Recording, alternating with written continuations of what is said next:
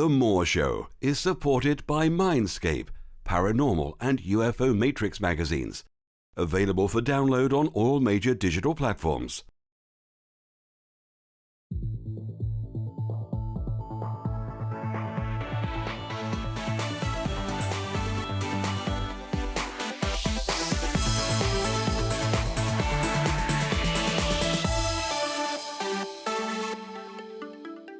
The comments and views expressed on The More Show are those of the people that make them and do not necessarily reflect the view of Kevin Moore, The More Show, or this radio station and its affiliate or sponsors. This show is for entertainment purposes only. Broadcasting from the UK and across the world online, you're now listening to the UK's only live alternative late night talk show. And I'm Kevin Moore. For the next hour, I'll be covering subjects that will open up your mind and provide you with information you may have never heard before. On today's show, I'm joined by Cate Montana. Now, Cate is the author of the book Unearthing Venus, My Search for the Woman Within. After having worked in network television for a number of years, Cate's passion for self-realization and the discovery and implementation of feminine values and sustainable lifestyles has pulled her into the literal world.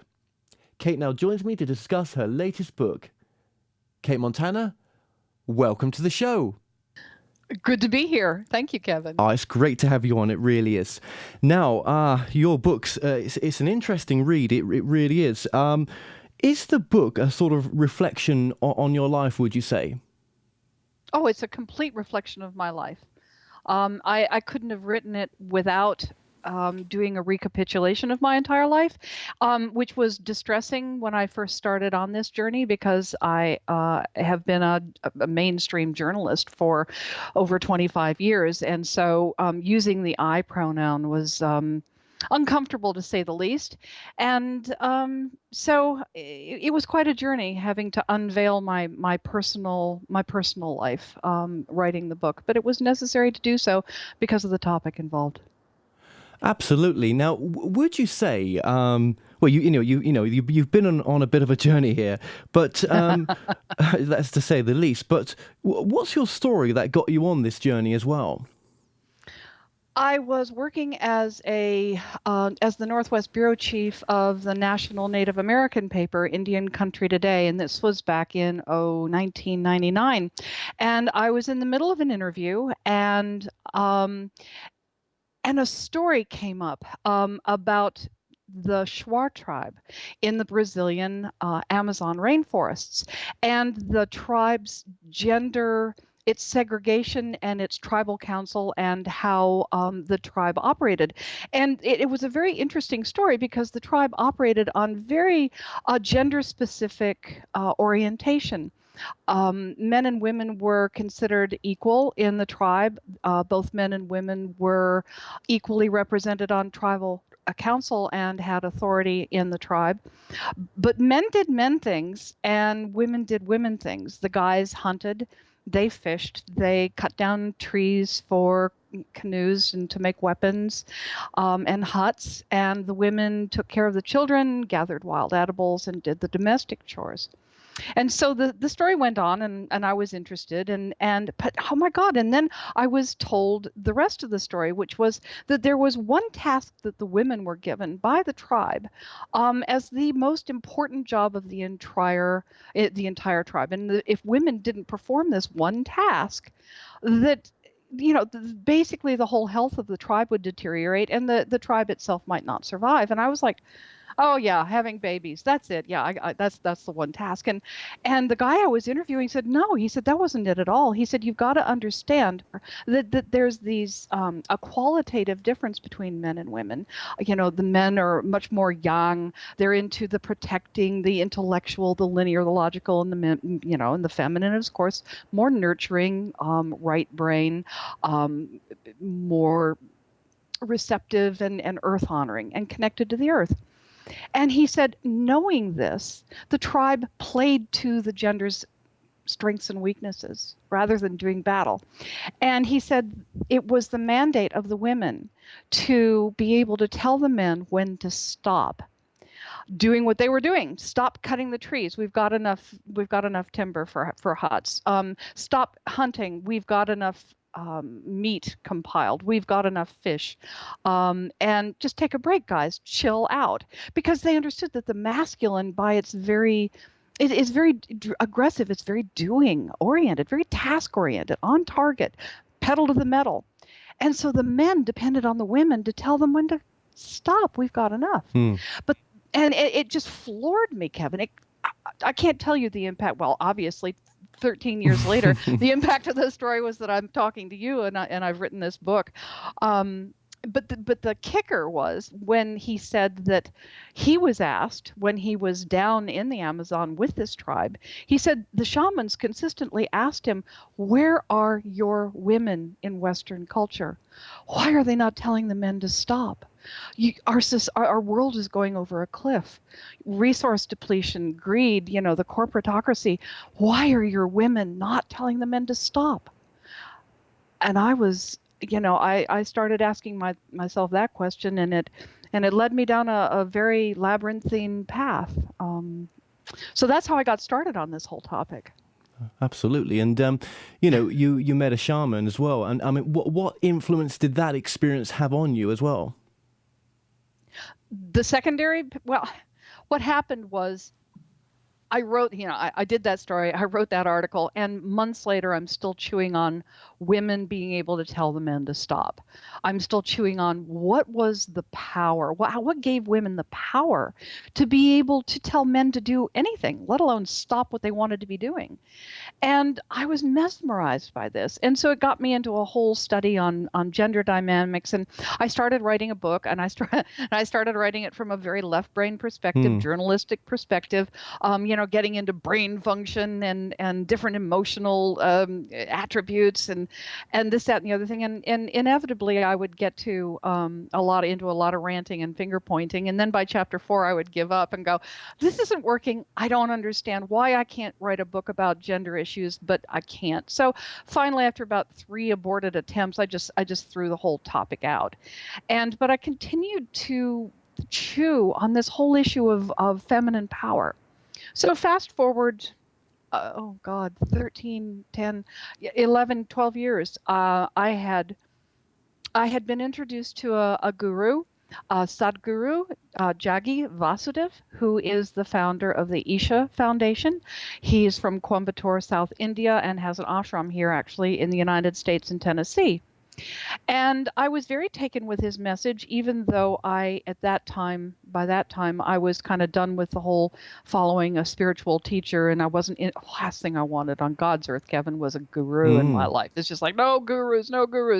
But anyway, I was very taken with his stance on the goddess and his vocal stance about the importance of bringing the feminine attributes, the goddess, back into cultural awareness and feminine values into the forefront to balance out what has become a woefully unbalanced masculinized culture in the West. And he was talking about bringing goddess temples and building goddess temples in the United States and all over the world. And I'm like, wow, this is a dude I can get behind. So not only did I, go to India and learn some of the meditations and the that he teaches, I presented a book proposal, because I'm still hot on the book, the journalistic left brain book.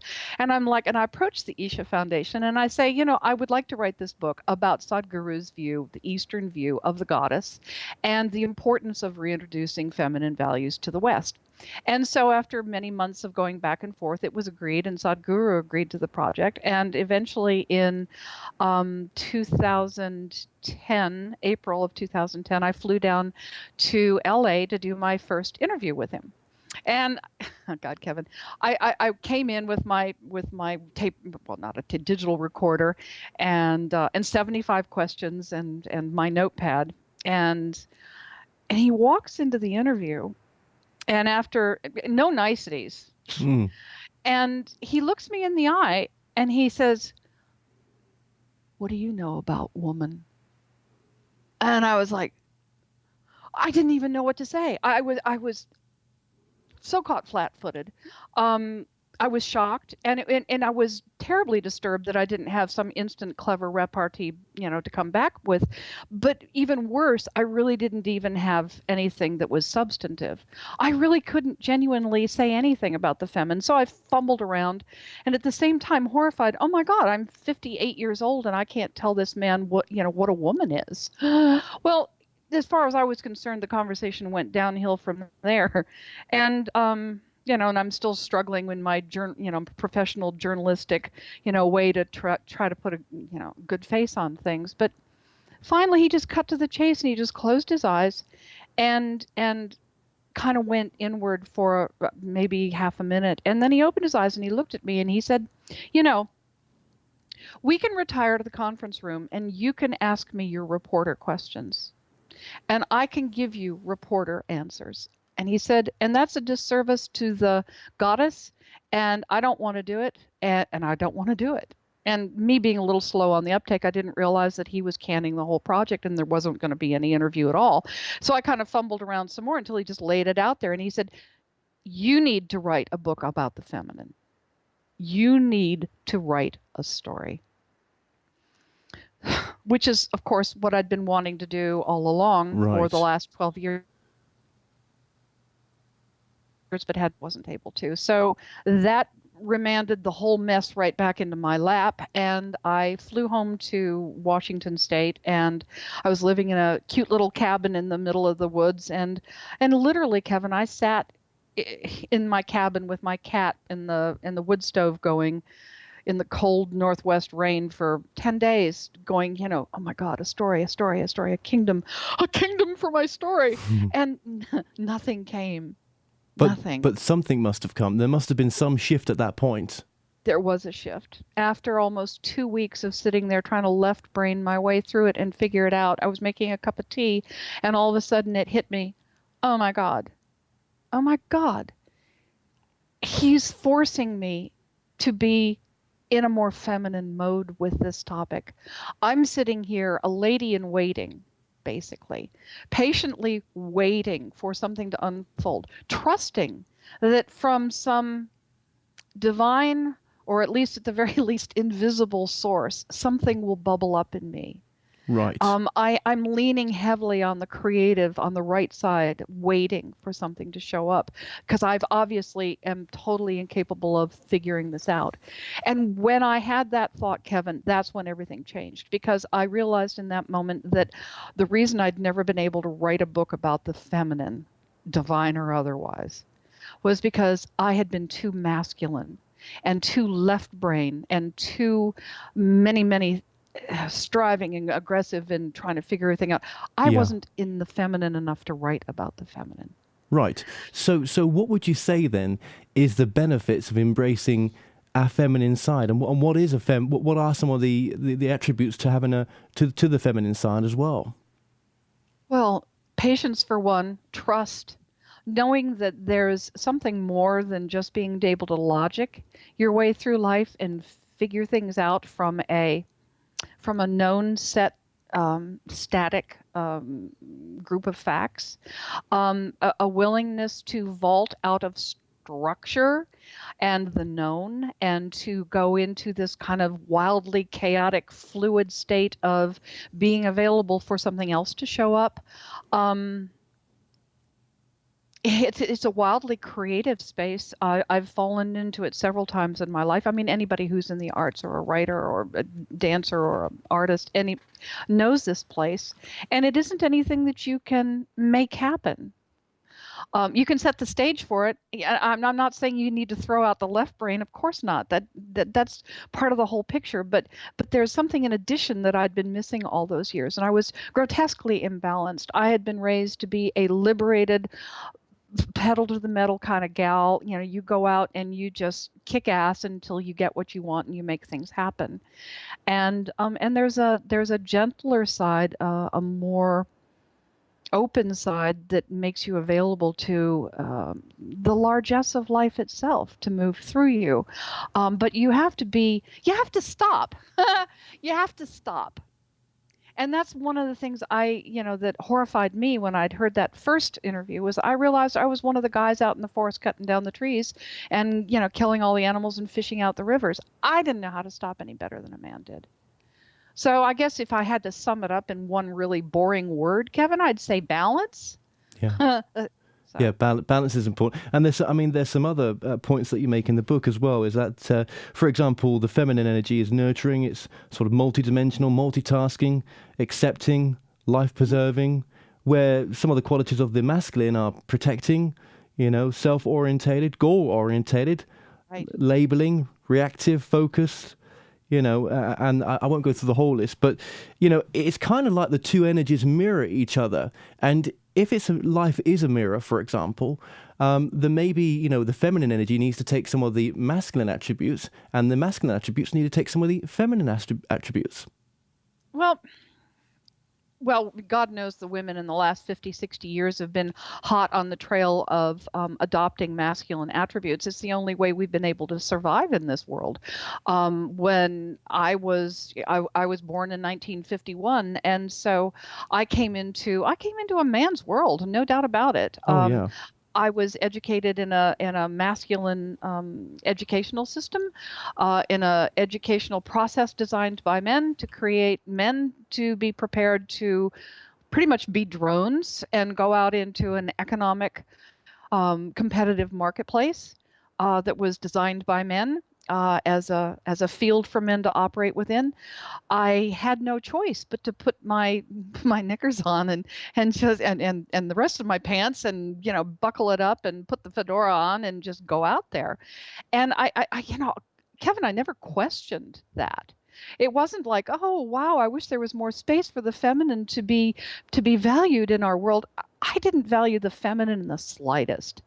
I couldn't wait to get out of the house. I hate to say it, but it's true. I had contempt for my beautiful mother, who had chosen to only stay home and only be a housewife and mother. And of course, that's hardly a uncommon story for anybody, and in the 20th and 21st century, especially women. So it was the water and the ocean I swam in. I never looked left or right for any other way to be, because this is how the world really was. And the only valid path was the masculine path, because it was the only path. It was the only philosophy. It was the only set of ideals. It was the only set of economics. It was the only set of any sort of interactive dynamics. You had to be this way, or there wasn't any other way to be, because the woman was seen as this passive, weak vehicle that would be run roughshod over. Yeah. And so some of the, are you familiar with the whole Chinese Taoist system? A little bit, yes. A little bit. Well, all of the attributes that you just listed earlier, you must be on must have seen my website. Yeah. Are really Taoist in origin, because the Chinese originally, and still in that philosophy, see the whole world as being the result of a polarized manifestation and creation.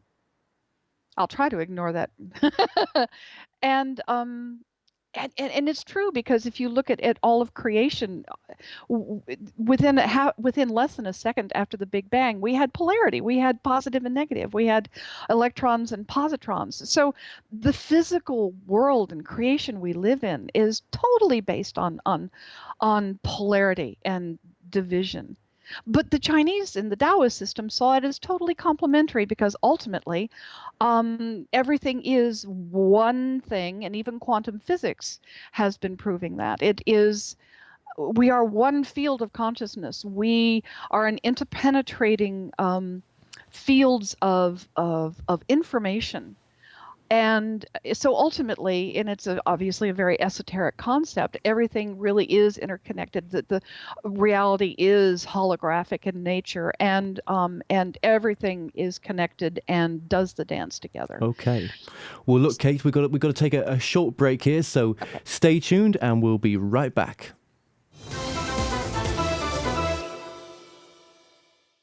The Moore Show is in partnership with Ozark Mountain Publishing, taking readers beyond the unexplained. The Moore Show is supported by Mindscape, Paranormal and UFO Matrix magazines. Available for download on all major digital platforms.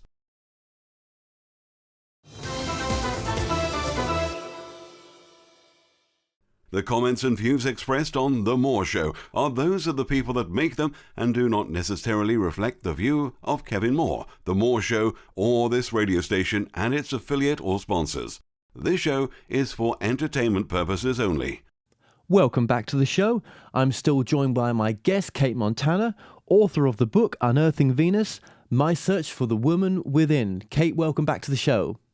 Well, Cate, just before the ad break there, something interesting you mentioned as well, was some of the feminine attributes as well as the masculine attributes we were talking about. What would the world be like, do you think, if women were in control of the world? I mean, would we have the wars that are going on now? Would there be the imbalance in a sense?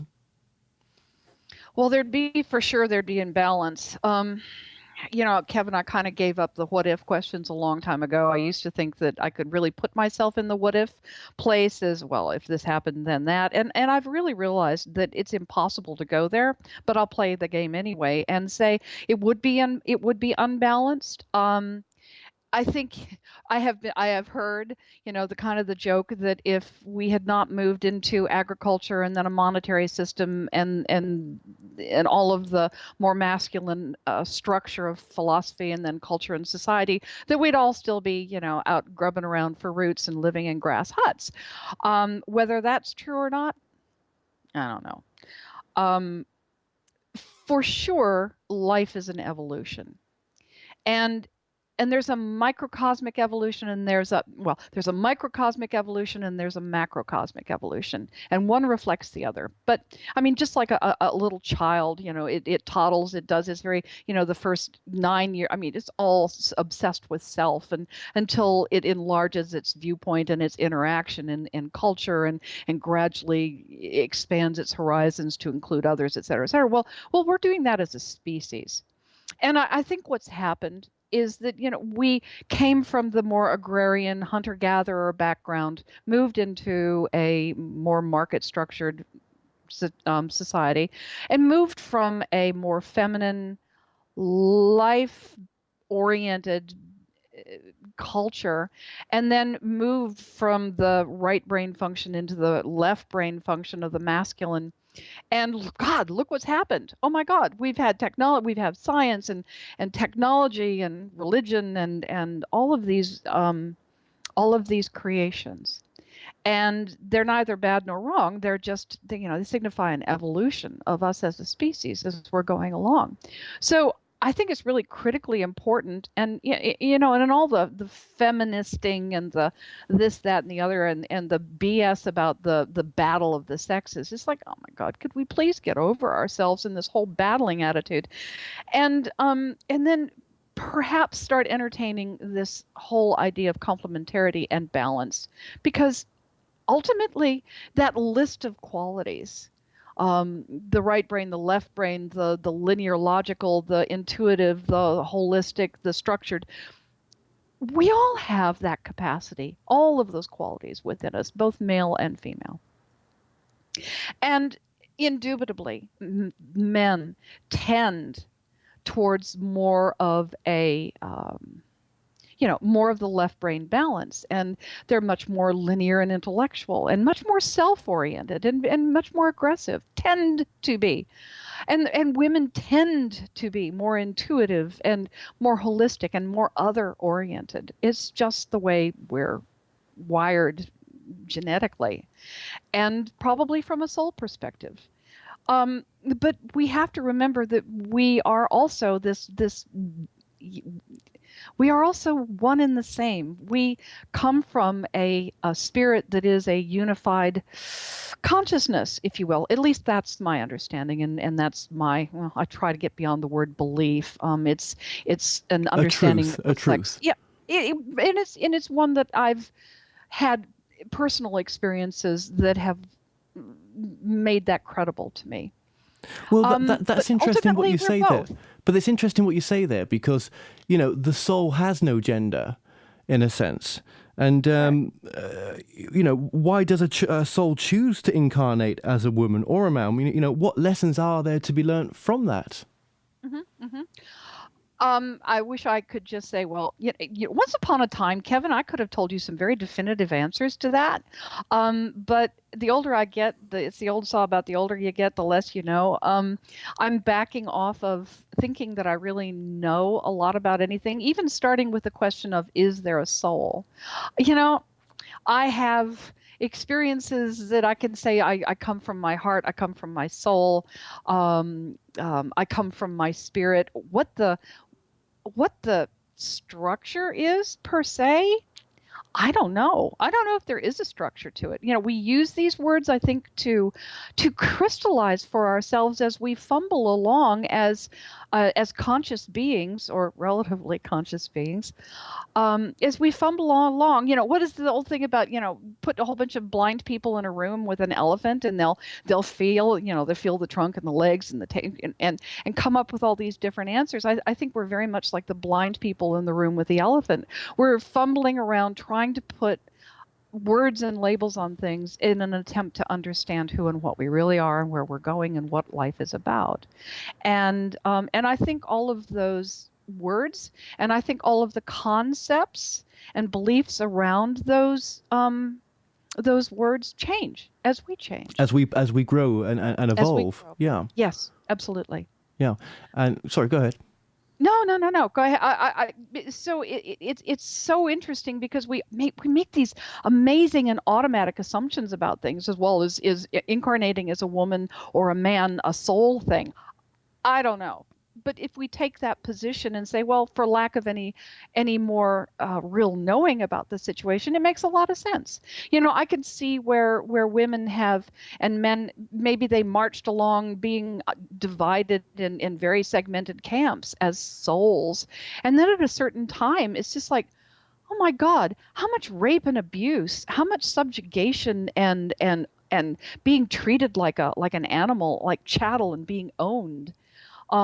And locked in tower keeps and chastity belts and in huts and how many hundreds of thousands, or how many thousands of lifetimes can a woman's soul bear that burden of being seen as soulless? Well, I suppose it comes down to, you don't know the agenda of why this soul's No. or that soul's chosen that particular lifetime. No. Is it for the experience of other people around them?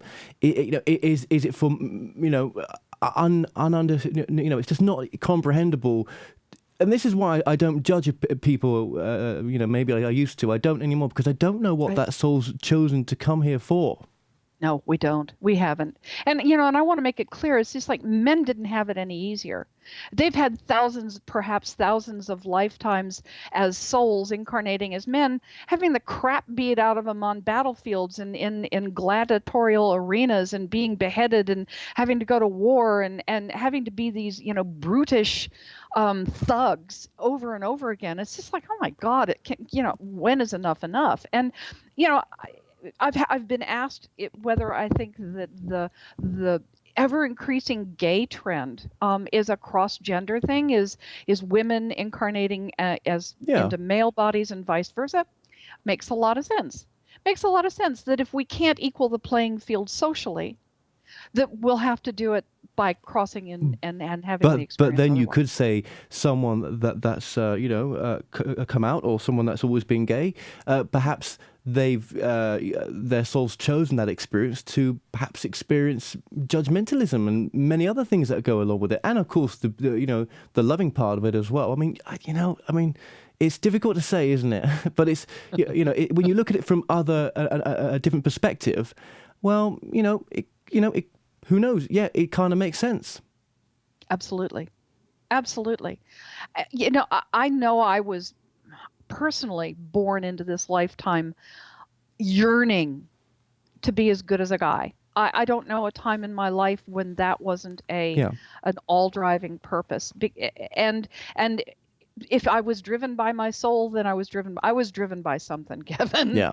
And to be out on the guys playing field, and to be number one in sports editing, and to beat all the guys out at their own game, and on and on and on, until I realized that, oh my God, when am I going to get over the game analogy? When am I going to get over the beat out analogy? When am I going to get over the better than framework for human beings, and start seeing things on a more level playing ground, and not have to go there at all? Yeah, and just that's why I said at the beginning this interview, you've been on a journey, and how can your work make this world a better place, in the sense? I mean, is it for the masculine energy to start accepting some of the qualities of the feminine energy, and what kind of world could that produce overnight? Mm-hmm. Well, I don't know if it's going to happen overnight, but then in the scheme of things, I think the progress we've seen in gender equality, equalization in the last 100 years would almost qualify as overnight. Though to those of us in bodies in the arena at the time, it doesn't seem like it. Frankly, I believe, Kevin, that the most important conversation we can be having as human beings today on this planet is this conversation today. Because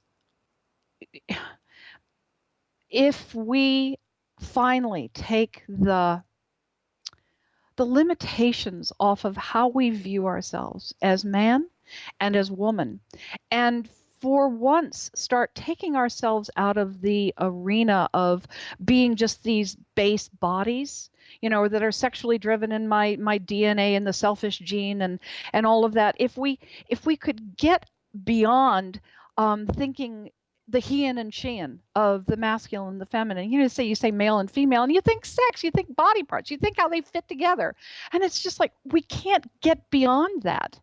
And the sexualization of our culture, oh my God, in media, it only compounds this, but it keeps us locked in this tiny, tiny box of how we are free to view ourselves and express as human beings, when the masculine and feminine themselves are archetypal qualities that are a part of all of creation. They just happen to be housed, tend to be housed in male and female. But we go into this place, you say the words male and female, and the mind goes immediately to pink and lace and swords and guns. Yeah. And it's just like, oh, please, we're so, and that's how the associative mind works. That's how the dendrites in the brain are wired. We're wired into these patterns. And you say one thing, and it's the Pavlovian response. It's the Rorschach test of sexuality and gender.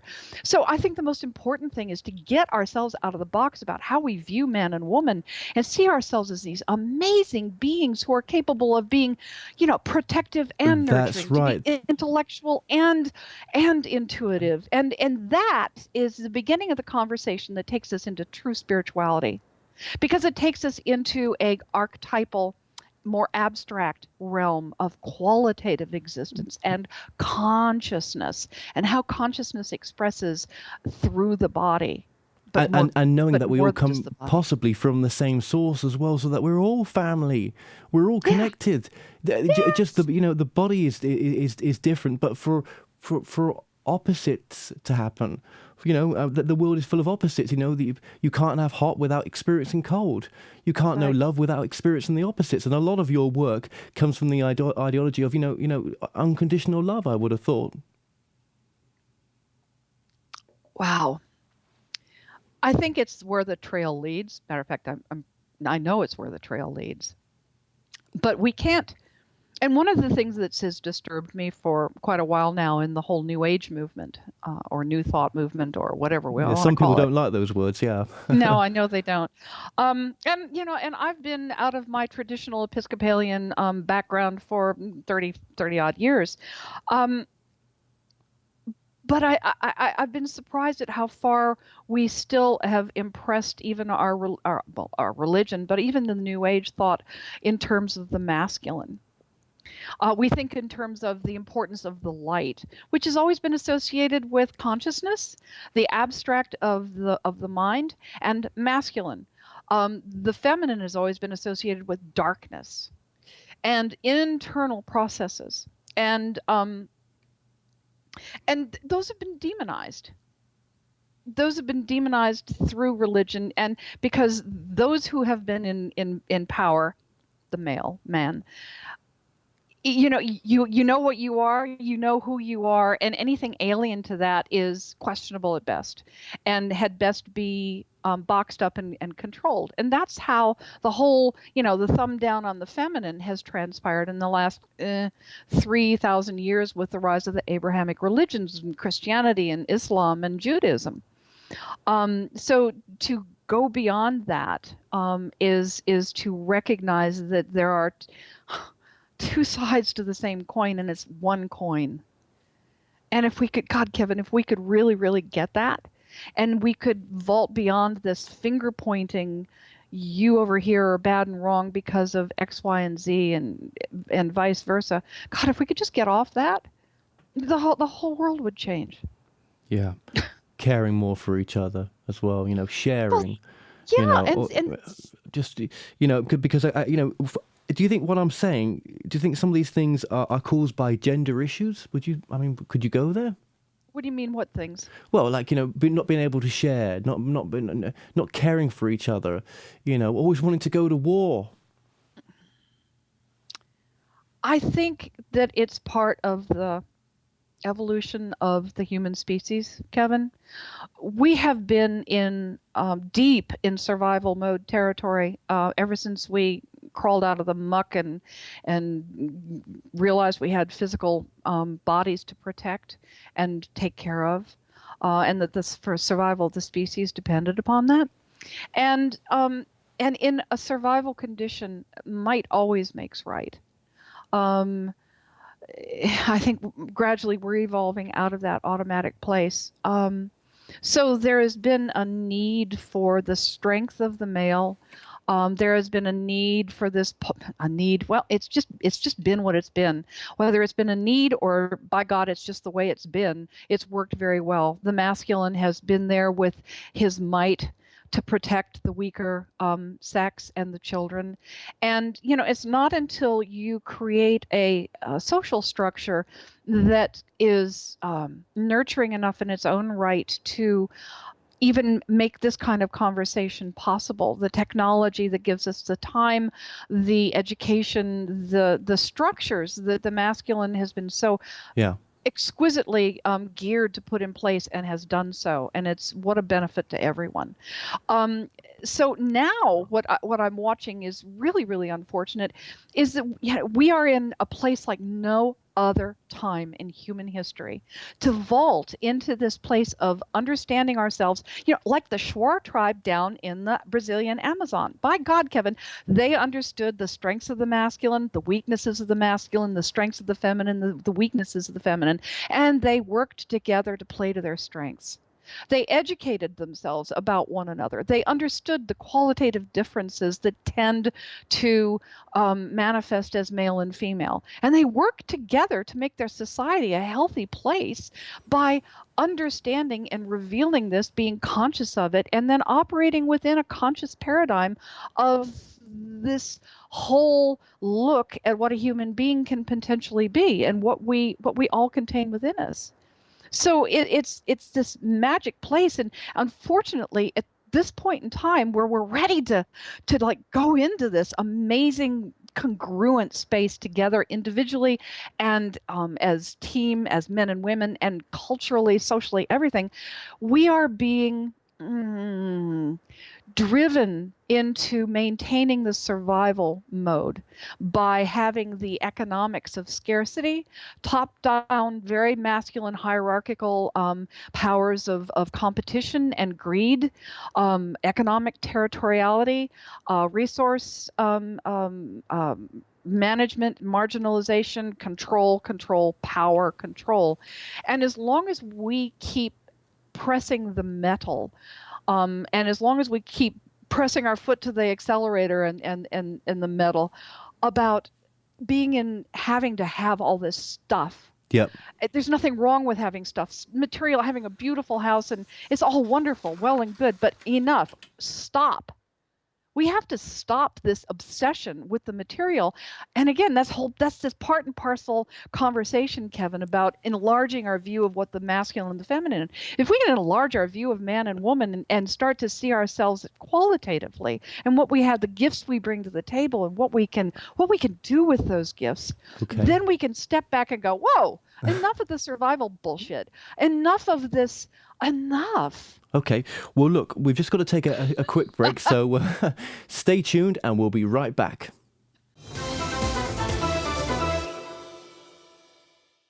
The Moore Show is in partnership with Ozark Mountain Publishing, taking readers beyond the unexplained.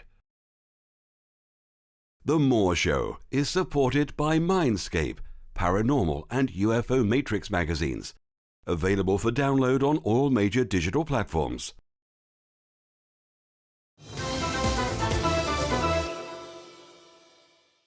The comments and views expressed on The Moore Show are those of the people that make them and do not necessarily reflect the view of Kevin Moore, The Moore Show, or this radio station and its affiliate or sponsors. This show is for entertainment purposes only. Welcome back to the show. I'm still joined by my guest, Cate Montana. Now, Kate, just before the ad break there, you were mentioning about materialism. But let's just look at it from a different viewpoint, because there's so much we want to get into, and I'll be quick with this. But spiritual materialism, as long as it's for the greater good and for the best of yourself, would you say? Spiritual materialism is, oh boy. I don't think the means ever justifies the end. I've watched the trend in spiritual materialism. I have been part and parcel of spiritual materialism. There was a point when I thought that being able to manifest. Yeah, I worked with the filmmakers of What the Bleep Do We Know? I helped put spiritual materialism on the map, and this whole focus on manifesting and creating and manipulating and molding your reality, and doing it with your mind, and having all these things as a result. And I think it was probably inevitable that it went that way, because we're still very grounded in our bodies and very grounded in the survival mentality. When we're actually literally finally at the place where we can get out of survival mentality and start to have a bigger picture. So again, I think it's probably just one of these inevitable baby steps that we go through before we can move on.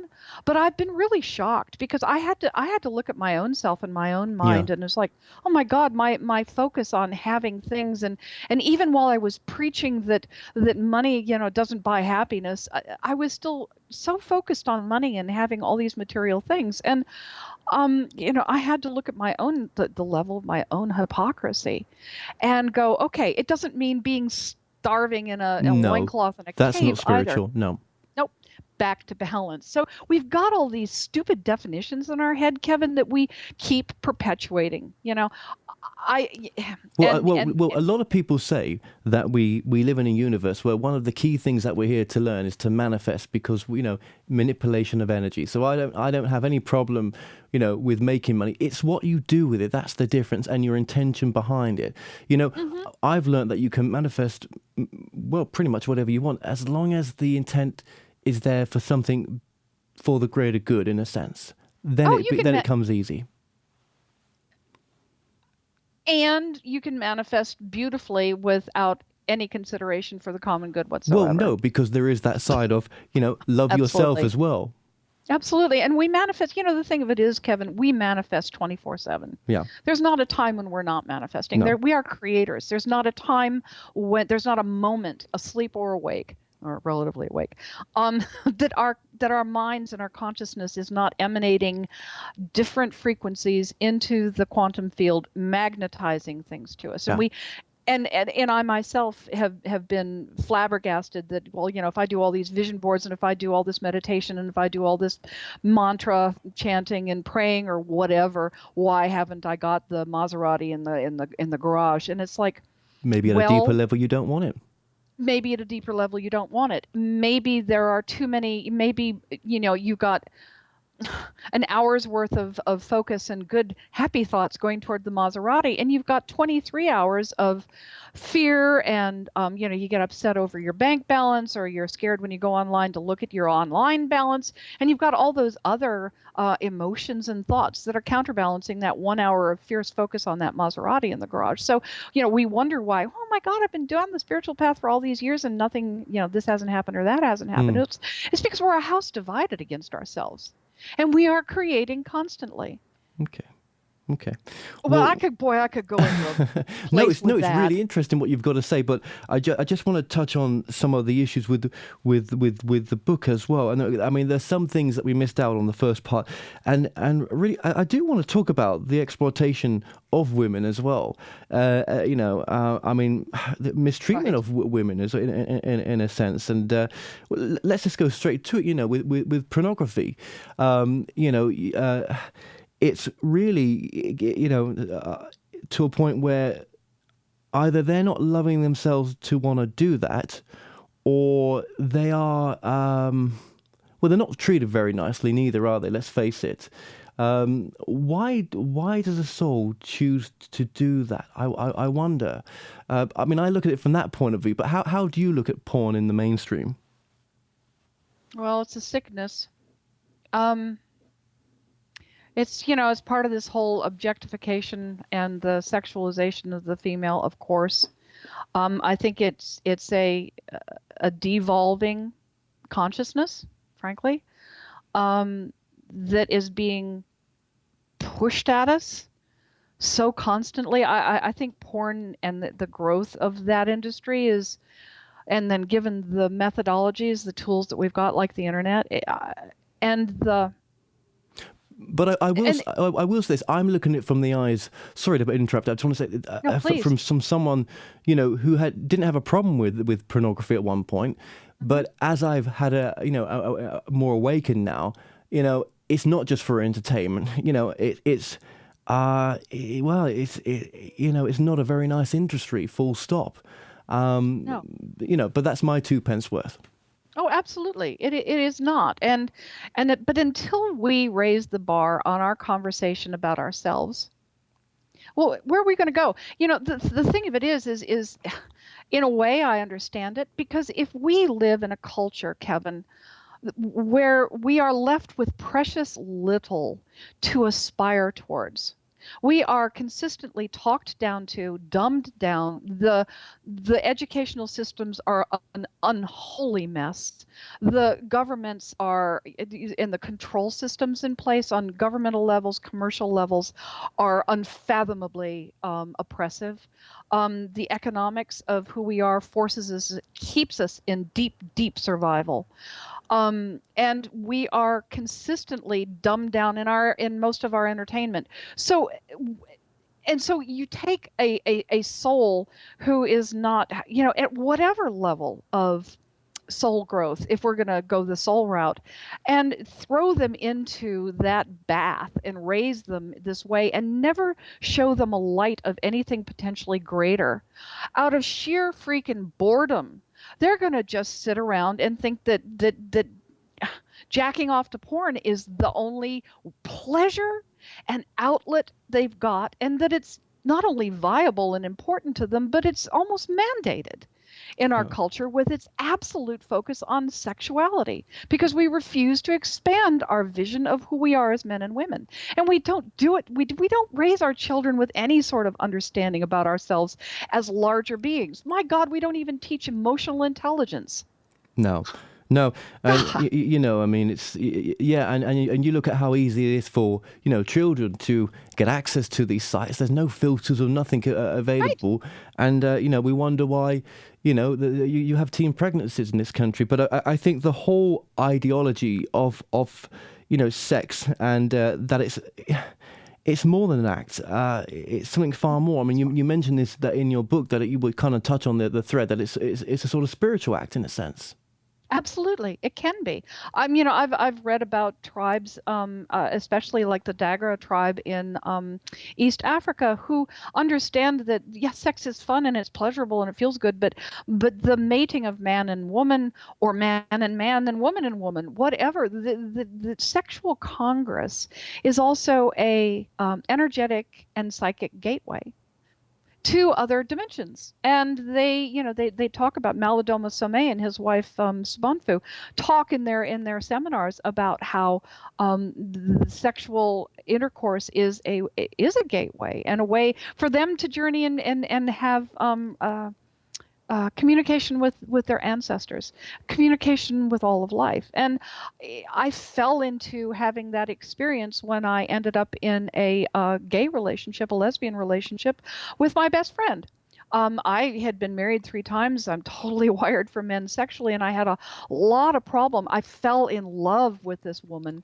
She, spiritually, but the physical part was really difficult for me. And as a result, we had to experiment to find other ways to show our love physically to one another. And we had an intimate joining that was not so much about body parts, but about intimacy and a conscious exchange of energy. And when you start engaging the body, and let alone two bodies in that way, it's a way, the gate does open, and the gate opened for us. And I was like, oh my God, there really are other dimensions that are accessible through the body and through sex. And hence the whole old history of the temple prostitute. I hate using the word prostitute, and I don't know, and I really haven't researched where that came from, but it had to have been the masculine, Abrahamic religion orientation that put that title on them. But these were women who were trained in the sexual arts to be able to take men into them in a sacred place, in a sacred manner, and love them physically, emotionally, and heal them, take them into an embrace, and heal at the quantum level the abuse that the men had suffered, being forced into war and being forced to be soldiers and slaves, and gave them surcease, gave them peace where they couldn't be. It was a technology. Sex on one level is and can be used as a it can be used as a technology for creation of a child. It can be used as a technology for creation and manifestation, and it can be used for great healing. But you have to bring the consciousness component into it. It can't just be body parts. It's got to be a conscious, and then hopefully a heart-based, emotional coming together as well, and that's when the magic happens. Yeah, kind of like I'll dare say, like being in the moment, being present at the time as well. Yeah. I mean, the electromagnetic field of the human heart, Kevin, is 60 times stronger than the electromagnetic field of the brain. You can be in a loving, integrated space and affect the brainwave patterns of somebody standing 3-4 feet away from you. So imagine what you can do through the healing modality of sexual embrace. It's astounding. But again, we have such a narrow view of sex, and such a marketed, commercialized, pornographic view of sex. And so no wonder, that so much of the traditional Christian religion was anti-sex, because it was like, it just took this moral stance against, and then boy, then you're in the soup. Yeah. Then you're in the soup, and then you want to go out and do it because, well, yeah. And it's just like, oh God, could we please just start growing up here? Well, yeah. I mean, I don't think the mainstream religions would align with your work. I think your work is amazing, and I think they probably wouldn't agree too much with what's being said here. But this is an evolution of the soul. This is an evolution of humanity, and this is why your book's so important to, I mean, I'd recommend anyone to read this book. I really would, because it's it's some really fascinating material in here. So, and again, you mentioned that you're gay, and that you came out, I believe, was it after your second or third marriage? Well, here's the thing, I'm not gay. I fell in love. It's really interesting because the first friend I ever told that I'd fallen in love with, Tess, just kind of edged away, and she's like, "My God, I didn't know you were gay." And it's just like, "My God, I'm not gay. I fell in love."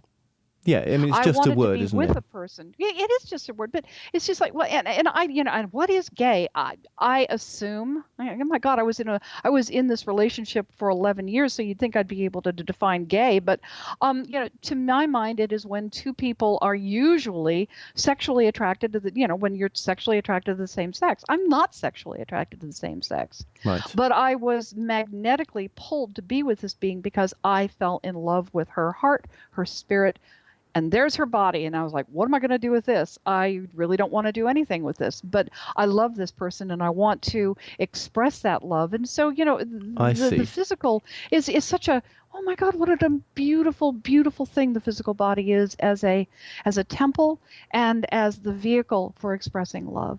So I learned how to love this being. Yeah, And I you were had to led follow to my love. heart. Yeah, I was yeah, led to love. yeah. And then, because we began, because ultimately, because I'm not a lesbian, we went apart because because she is, and she wanted that mirror. She wanted another woman who could respond to her fully. And I understood that completely. I mean, just about destroyed me for a couple of years emotionally, but now we're best friends, still best friends, and she's with somebody else and it's great, and they're happy and I'm happy and all's well that ends well. But yeah, what a journey. I had to Mm, follow where love led me though, Kevin, mm. and I think that's the key. That's what Following your heart. Yeah, hmm yeah, yeah, yeah. absolutely. Well, in regards to gay people in general, then, I mean, I would say they're more in touch with their feminine side. I mean, I know a lot of gay people, and they don't have the same attributes at all hmm as those masculine sort of building attributes. hmm Absolutely. I think we're seeing this beautiful blurring of the lines, and glory hallelujah is all I can say for the blurring of the lines, and that we start, God, and we start approaching one another and relating to one another as human beings with such remarkable gifts and such remarkable beauty and remarkable potential. And once we start cracking ourselves out of these very limited structures that we've created socially, sexually, economically, then we can start to fly. Okay. Now, you do seminars as well. Is that right? You'll be running some seminars. I am just starting to do some workshops. It's interesting. One of the things that I really am discovering for myself, and oh God, Kevin, this is very much a journey of discovery for me. This book is freaking leading me by the nose, going, you wrote this, you better this, and Yeah. then the next step and the next learning. And one of the things I've understood is that in my whole thing towards the light of consciousness and the new age and spirituality, was I kept wanting to get out there to God. Oh God, please take me away. And and I, even though I said I loved the body, I still had judgment against the body. And thank you, Christianity. So what I've been discovering is the incredible importance of getting back in the body. And instead of trying to journey out there to God, take the understanding that God is within and do more than pay lip service to it, but actually practice it by starting to go within. So I'm really paying a lot of attention to my emotions. How do I feel about anything? I just said I let my heart lead. It's taken me into some incredible waters, very uncomfortable places, but ultimately I'm learning to trust it because it's just opening up my horizons and taking me on one hell of a ride. And I think when we start, when I have workshops, and I'm actually in the process of developing them, is to develop the technologies to give people that visceral, grounded godliness. Oh, awaken to the amazingness of the life force that courses through our brains and our bodies and our blood and our minds and our hands, and like ground that. And then once you go in, it's like, oh my God, I've learned that just in meditation, instead of focusing on, getting out of my body to God and going into my body, I end up in the exact same place, Kevin. Yeah. As within, so without, as without, so within, as above, so below. It's all there. But what is happening is when you take your meditations and you focus into the body and through the body and hold the body in awareness and the emotions and the feelings in awareness as you do this, that all of a sudden you get the whole macrocosm, but you're still contained in it for the first time. You know, you're not left out of the picture while you travel out there to God somewhere, even though, you know, you go, oh yeah, spirit, and I'm spirit and spirit's me. And you know, until I take the awareness of myself, and that includes my body, with me on that journey, then I'm still playing the separation game. It's very subtle, but it's incredibly powerful. And, you know, I've been astounded and so gratified to see how many men have been attracted to this book. And, you know, I was talking to a guy just the other day, and he was talking about Robert Bly and Robert Bly's work and how he had been at a talk many years ago, and men had lined up around the corner waiting to get into the lecture hall to hear him speak. And I asked him, so what are men looking for? What are men looking for in there? Why did you go to this lecture at all? And he kind of thought about it, and he said, we're looking for something visceral. We're looking for something gutsy and ballsy. We're looking for something that we can sink our teeth into, something that's real. And I went, oh my God, I think women are doing the same thing. We're experiencing that at the moment through the getting on the playing field with the guys and doing the guy thing about being in commerce and we're playing on the men's field, and it's very visceral, and we're learning about power the guy's way. But I think as human beings, we're all looking for this really softer, more expansive place within us all that makes us available to the largesse of who and what we really are. Who and what we really. Okay, so how can people get hold of your book, and what's your website? My website is www.unearthingvenus.com. Most bookstores throughout the UK and United States, Canada, Australia, and Ireland. Also Amazon. Hey, Amazon. So sure. So those are the best vehicles and ways to find me and the book. Well, Cate Montana, thank you so much for joining us today. Kevin, what a pleasure. It's been a blast. Well, we've come to an end on tonight's show. Don't forget that you can listen and watch all our past interviews on The More Show's official YouTube channel. Remember to subscribe to our YouTube channel for new daily shows. You may also find out more on all past and upcoming guests via themoreshow.co.uk, and do like us on Facebook and Twitter for the latest updates. So until next time, be safe.